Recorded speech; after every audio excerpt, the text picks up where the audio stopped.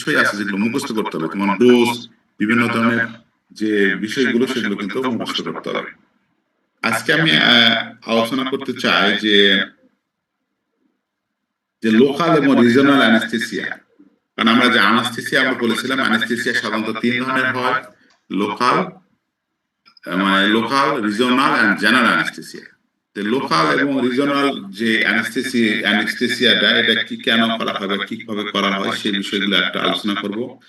একটা ideal local অ্যানেস্থেসিয়ার কি কি প্রপার্টিজ থাকবে সেটা আলোচনা করব, এবং আইডিয়াল লোকাল অ্যানেস্থেসিস গুলো ক্লাসিফিকেশন আমরা কিভাবে করতে পারি, কিভাবে প্রয়োগ করতে পারি, এগুলো আলোচনা করব। তাহলে লোকাল অ্যানেস্থেটিক তো আমরা বুঝতেছি যে লোকালি কোন একটা জায়গায় কোন একটা ছোট্ট অপারেশন করার জন্য যে অ্যানেস্থেটিক্সটা ব্যবহার করতেছি সেটাকে বলতেছি, বা যে অ্যানেস্থেসিয়া মানে পদ্ধতিটা ব্যবহার করতেছি তাকে বলতেছি লোকাল অ্যানেস্থেসিয়া। যে এজেন্টটা ব্যবহার করতেছি, যে কেমিক্যালটা ব্যবহার করতেছি তাকে বলতেছি লোকাল অ্যানেস্থেটিক্স। তো লোকাল একটা অ্যানেস্থেটিক্স এর কি কি বৈশিষ্ট্য থাকবে, অ্যানেস্থেটিক্স এর মানে অর্থাৎ লোকাল অ্যানেস্থেটিক্স এর কি কি বৈশিষ্ট্য থাকবে? তো বলতেছি আমরা rapid onset of action with considerable duration, অর্থাৎ খুব দ্রুত প্রয়োগ করার সঙ্গে সঙ্গেই তার অ্যাকশন থাকবে, এবং কি করতে হবে, একটু নির্দিষ্ট সময় পর্যন্ত সে ডিউরেশনটা মেনটেন করবে। নন ইরিট্যান্ট হতে হবে, ইজিলি মিসেবল হতে হবে, অর্থাৎ যে কোনো একটা অ্যাড্রিনালাইন অথবা ভেসোকনস্ট্রিক্টর, অনেক সময় কিন্তু বাজারে দেখবা যে লিডোকাইন সাথে পাওয়া যায়, লিডোকাইন এ থাকে, অ্যাড্রিনালিন, অথবা জ্যাসোকাইন পাওয়া যায়, জ্যাসোকাইন এ নামে পাওয়া যায়। এ যখনই থাকবে ওটা হলো অ্যাড্রিনালিন। অ্যাড্রিনালিনের মেন হলো দুটি কাজ, একটা হলো ভেসোকনস্ট্রিকশন করে, আর একটা হলো ওই যে লোকাল অ্যানেস্থেসিয়ার যে ডিউরেশনটা বাড়ায় দেয় অ্যাড্রিনালিনটা।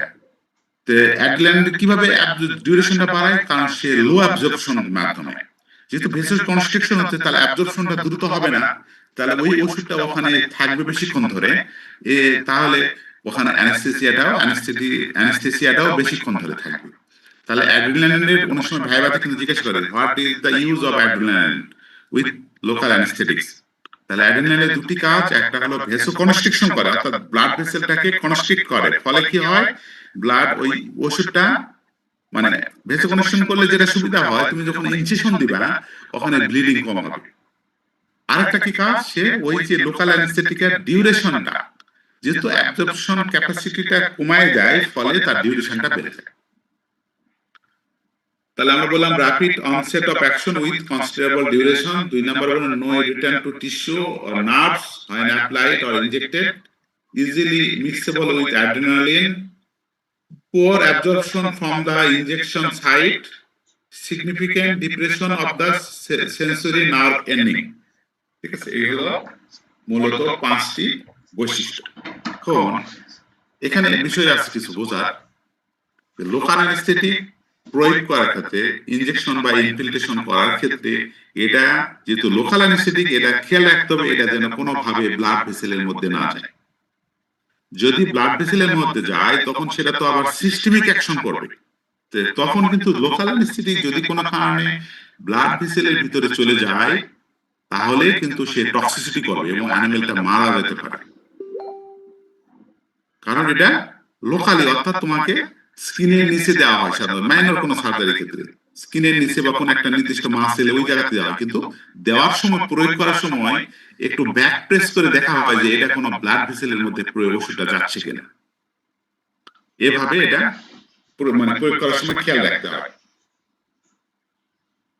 তারপরে এখন লোকাল অ্যানেস্থেটিক্স কি কি উপায়ে ব্যবহার করা হয়? এটা অনেক সময় সারফেস অ্যানেস্থেসিয়া হিসেবে ব্যবহার করা হয়, সারফেসে ইনফিলট্রেশন, যেটা বলতেছিলাম, ইনফিলট্রেশন অ্যানেস্থেসিয়া হিসেবে ব্যবহার করা হয়। যে তারপরে হচ্ছে রিজনাল অ্যানেস্থেসিয়া হিসেবে ব্যবহার করা হয় লোকাল অ্যানেস্থেটিক্সটা। রিজনাল অ্যানেস্থেসিয়া হিসেবে কি ব্যবহার করা হয়? তুমি মনে করো একটা উপরে, এটা তো মেইনলি অ্যানেস্থেসিয়া মানে কি, এর সেন্সেশনটাকে কমায় দিবে, তাই তো? তো সেন্সেশনটা যেহেতু কমায় দিবে বা সেন্সেশনটাকে ব্লক করে দিবে, এটা কিভাবে ব্লক করে? তা আমরা জানি যে নিউরন হলো নার্ভাস সিস্টেমের একককে বলা হয় নিউরন। নিউরন তোমরা যখন পড়ছো আগে বায়োলজি, তোমার দেখছো যে এই নিউরনের দুটি অংশ থাকে, একজন থাকে আর ডেনড্রাইট থাকে, এবং একটা নিউরন থেকে আরেকটা নিউরনের মাঝখানে একটা গ্যাপ থাকে যেটাকে বলা হয় সিনাপস। এবং ওই সিনাপসের ভিতরে থাকে এক ধরনের ফ্লুইড, যে ফ্লুইডটাকে বলা হয় নিউরো ট্রান্সমিটার। এই নিউরো ট্রান্সমিটারের কাজ হলো পালসেশন, একটা পালস সে এক জায়গা থেকে আরেকটা নার্ভে, একটা নার্ভ থেকে আরেকটা নার্ভে পার করে, সিগন্যালটা পার করে। তো এখন এবং ওখানে কোনো ঘটনা ঘটলে সেটি আবার তাকে এইভাবে নার্ভের রিপ্লাইটা দেয়। এখন এই ওষুধগুলোর কাজ হচ্ছে এই সিনাপসের যে নিউরো ট্রান্সমিটারটা আছে, এই নিউরো ট্রান্সমিটার গুলোকে ব্লক করে দেয়। ফলে কি হয়, এই নার্ভের যে পালসেশনটা সে একটা নার্ভ থেকে বা একটা নিউরন থেকে আরেকটা নিউরনে নিয়ে যেতে পারে না, ফলে তুমি আর ব্যথাটা পাও না। এটাই হলো মেন কাজ অ্যানেস্থেটিক্সের। এখন কথা হলো যে যদি তোমার কোনো একটা জায়গায় নার্ভ ফ্লেক্সাস আছে, যে নার্ভটা মনে করো একটা পায়ে অথবা পায়ের হয়তো মনে করো থাই রিজনে, ওখানে নার্ভ ফ্লেক্সাস তোমার নাম শুনছো, যেখানে অনেকগুলো নার্ভ একসাথে জমা হয়, ওখান থেকে ব্রাঞ্চিং হয়েছে, ওই নার্ভ ফ্লেক্সাসে যদি তুমি একটা ইনজেকশন করো তাহলে কি হবে? তাহলে ওই পুরা হাতটা বা পুরা পাটা কি হবে? অবশ্যই থাকবে। এটাকে বলতেছি আমরা রিজনাল অ্যানেস্থেসিয়া। যেমন লো এপিডুরাল অ্যানেস্থেসিয়া আছে, হাই এপিডুরাল অ্যানেস্থেসিয়া, এগুলো কিন্তু এক ধরনের রিজনাল অ্যানেস্থেসিয়া। তারা প্যারাভার্টেব্রাল নার্ভ ব্লক আছে, এগুলো এক ধরনের রিজনাল অ্যানেস্থেসিয়া। বাবা, হ্যাঁ, আমার একটা বাড়তি টেনশন দিছে ওই শিক্ষাটি। এগুলো হলো রিজনাল অ্যানেস্থেসিয়া। তো এগুলো সুন্দর সুন্দর টেকনিক আছে, আমরা প্র্যাকটিক্যালি আমরা শিখবো। তোমাদের ছাগল কেনা হলে তোমরা বলবা, তারপরে তোমাদের ছাগল ওটা দেখানো হবে। তারপরে এখন এই যে লোকাল অ্যানেস্থেসিসটা আমরা ইনজেক্টেবল ফর্মে পাওয়া যায়, আবার টপিক্যালি ইউজ করা যায়। যেমন চোখে অনেক সময় দেওয়া হয় ড্রপ, এক ধরনের ড্রপ আছে, সেগুলো কিন্তু চোখে দেওয়া হয়। তারপরে হলো মিউকাস মেমব্রেনে দেওয়া হয়, অন্য এজেন্টের সঙ্গে দেওয়া হয়, এই ধরনের বিভিন্ন ধরনের আছে। তো আমরা সেটা কমনলি ব্যবহার করি হলো লিডোকাইন হাইড্রোক্লোরাইড। এছাড়া আরো লোকাল অ্যানেস্থেসিক আছে প্রোকাইন হাইড্রোক্লোরাইড, লিডোকাইন, প্রোকাইন, বুপিভাকাইন, মেপিভাকাইন, এগুলো নামে লোকাল অ্যানেস্থেসিস গুলো পাওয়া যায়। এগুলো অবশ্যই বই থেকে একটু, আরো অন্যান্য বই দেখে একটু পড়ে নিবা সুন্দর করে। তাহলে এই হলো মূলত লোকাল এবং রিজনাল অ্যানেস্থেটিক্স। তো এখন আমরা এই লোকাল বা রিজনাল অ্যানেস্থেটিক্স হিসেবে আমরা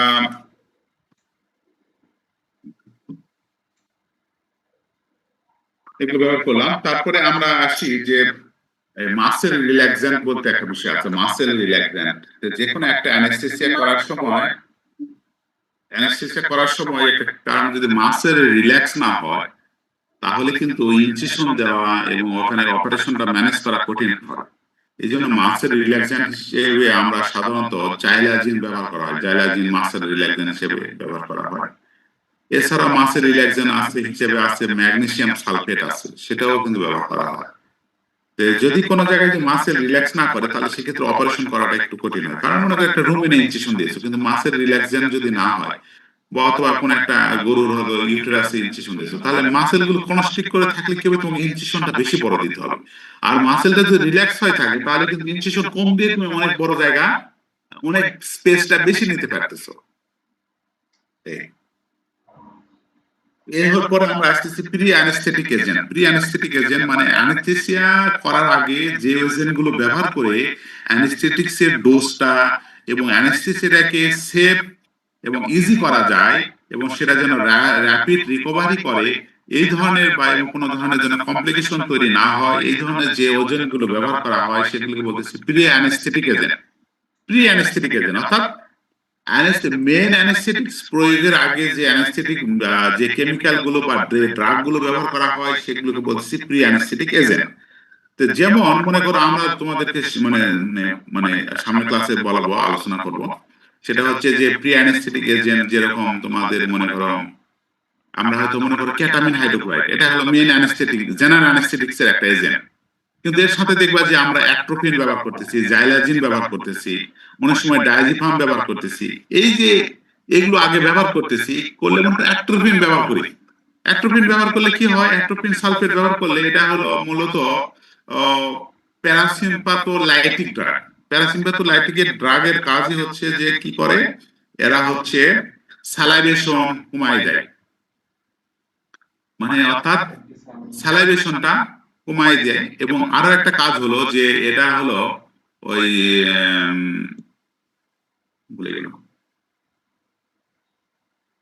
গেলাম আরেকটা কাজ আছে।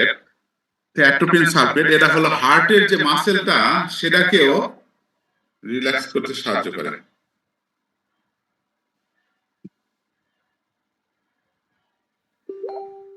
হ্যালো, হ্যাঁ,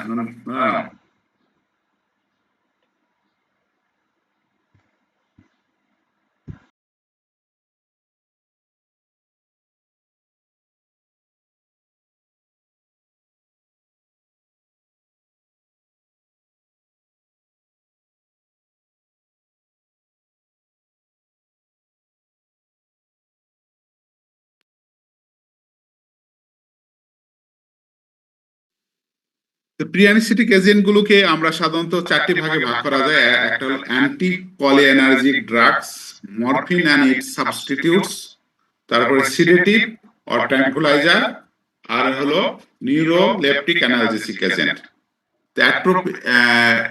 কি হলো প্রথমটা যেমন অ্যান্টি কোলিনার্জিক ড্রাগ, এটা হলো প্রথমটা হলো যেরকম আমরা এক্সাম্পল হিসেবে বলতেছি অ্যাট্রোপিন সালফেট, যেটা আমরা খুবই কমনলি ইউজ করা হয়, ডগ ক্যাট সব অ্যানিমেলে ব্যবহার করা হয় অ্যাট্রোপিন সালফেট। আমরা স্যালাইভেশন কমানোর জন্য আমরা ব্যবহার করি। তো অ্যাট্রোপিন সালফেট ব্যবহার করলে এটা হার্টের মাসেলটাকে সে জাইলাজিন ব্যবহার করলে কি হয়, হার্টের মাসেলটাকে রিল্যাক্স করে ফেলে। তো এই অ্যাট্রোপিন সালফেট ব্যবহার করলে কি হয়, এটা হলো প্যারাসিম্পথোলাইটিক ড্রাগ, ফলে কি হবে হার্টবিটটাকে ব্র্যাডিকার্ডিয়া বা হার্টবিটটাকেও সে মেনটেন করে। অ্যাট্রোপিন সালফেট সাধারণত 0.02 মিলিগ্রাম পার কেজি বডি ওয়েটে ব্যবহার করা হয় ডগ ক্যাট। এই কিছু ফার্ম অ্যানিমেল ক্ষেত্রে 3.5 মিলিগ্রাম ব্যবহার করা হয়, হর্সের ক্ষেত্রে 40 থেকে 50-60 মিলিগ্রাম, গরুর ক্ষেত্রে 0.06 মিলিগ্রাম ব্যবহার করা হয়। খুবই অল্প পরিমাণে কিন্তু লাগে এই অ্যাট্রোপিন সালফেট। এগুলো কিন্তু কোন অ্যানিমেলে কি পরিমাণ লাগে এটা কিন্তু তোমাকে ডোজ মুখস্থ রাখতে হবে। এটা না থাকলে কিন্তু তোমার ডোজ ভুল হবে এবং ক্যালকুলেশন করতে পারবে না।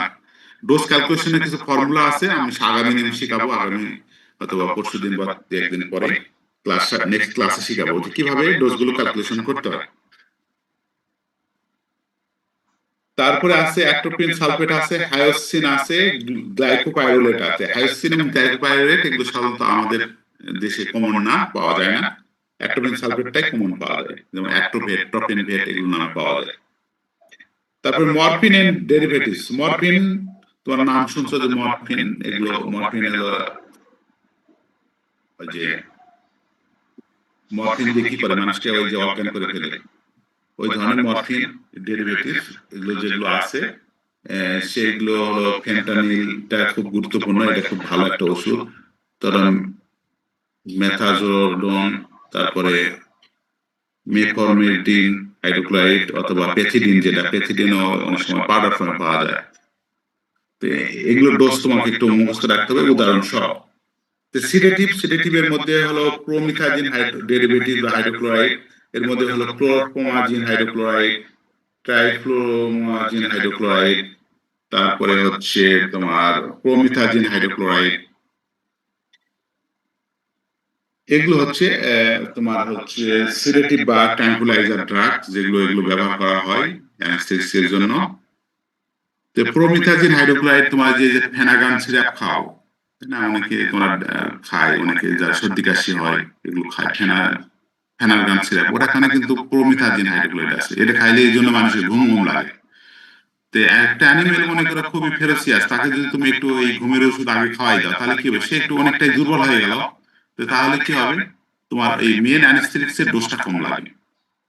তো প্রি অ্যানেস্থেটিক দিলে সাধারণত তোমরা পরবর্তীতে দেখবা যে ওর অরিজিনাল ডোজ যা তার অর্ধেক লাগে যদি তুমি প্রি অ্যানেস্থেটিক্স ব্যবহার করো, এবং সেটা অ্যানিমেলটার জন্য খুব সেফ হয় এবং এর রিকভারিটাও খুব ভালো হয় যদি শুধুমাত্র জেনারেল ব্যবহার না করে। এছাড়াও নিউরোলেপটিক অ্যানালজেসিক, এগুলো তোমরা একটু বই থেকে তার নাম এবং ডোজ সহ তোমরা অবশ্যই মুখস্থ করবে। এবং এটা প্রি অ্যানেস্থেটিক, এটা কিন্তু তোমার পরীক্ষায় থাকে যে what is the indication of pre anaesthetic agent অথবা প্রি অ্যানেস্থেটিক এজেন্ট কাকে বলে, এবং তার ক্লাসিফিকেশন ডেসক্রাইব করা উইথ দ্য এক্সাম্পল সহ তোমাকে এটা করতে হবে। আমি এই পর্যন্ত এটা আজকে রাখলাম, তবে সামনের দিন অবশ্যই সবাইকে থাকতে বলবো। আমি সামনের ক্লাসে এই ডোজ ক্যালকুলেশনের বিষয়টা আমি শেখাবো। এবং সেক্ষেত্রে একটা ডগ এবং একটা ক্যাটকে কিভাবে অ্যানেস্থেসিয়া করা হয় তার পদ্ধতিতে আলোচনা করবো। আর তোমরা ফিজিক্যালি, তোমরা যখন প্র্যাকটিক্যালি তোমরা এগুলো দেখবে। এই পর্যন্ত কারো কোনো কোশ্চেন আছে কিনা, থাকলে বলো। আসসালামু আলাইকুম স্যার। বলো। স্যার অ্যাট্রোপিন সালফেটের ক্ষেত্রে স্যার ক্যাটেলের কত বলছিলেন স্যার, এটা একটু যদি। 0.006 milligram per kg. Thank you sir. আসসালামু আলাইকুম স্যার। বলো। স্যার ওই মাসেল রিল্যাক্সেশন স্যার যে বিষয়টা বললেন যে ইনসিশন কম হয়, স্যার এখানে স্যার আরেকটা বিষয় আপনি বলছেন স্যার, সেটা বুঝতে পারিনি। মানে মাসেল রিল্যাক্সেন্টের যে কাজ সেটা হলো যে মাসেলটা যদি রিল্যাক্স হয়, কোন একটা মাসেল মানে কি সংকুচিত হয়ে আছে, তাহলে তুমি যদি একটা বাচ্চা, তুমি একটা গরুর মনে করো সিজারিয়ান অপারেশন করো, তো তাহলে মাসেল যদি কনস্ট্রিক্ট করে থাকে, তাহলে তোমাকে কি ওই জায়গাটার ওপেনিংটা বড় করতে হচ্ছে, মানে বেশি জায়গা টিস্যু ইনসিশন দিতে হচ্ছে। কিন্তু যদি এটা মাসেল রিল্যাক্স থাকে তাহলে কি হবে, তুমি ছোট ইনসিশন দিলেও চাপ দিলে কিন্তু মাসেল যেহেতু রিল্যাক্স আছে, ওপেনিংটা কিন্তু মানে প্রসারিত হবে বেশি, বুঝতে পারছো? মানে মাসের রিল্যাক্সেশন মানে মাসেলটাকে একটু প্রসারিত করে দিবে, মাসেলটাকে রিল্যাক্স করে থাকবে, ফলে কি হবে, ইনসিশনটা কম হলেই হবে। কিন্তু যখন কনস্ট্রিক্ট করে থাকে তখন সেটা সংকুচিত হয়ে আসে, তুমি তো ওপেন করার জন্য তখন বেশি বড় ইনসিশন, মানে বেশি টিস্যুতে ইনসিশন দিতে হবে।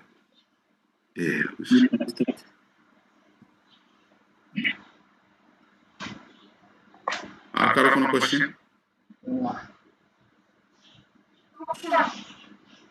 তো ঠিক আছে, যার যদি কোনো কোশ্চেন না থাকে আজকে এই পর্যন্ত। তো কালকে পয়লা বৈশাখ, সবাইকে শুভেচ্ছা।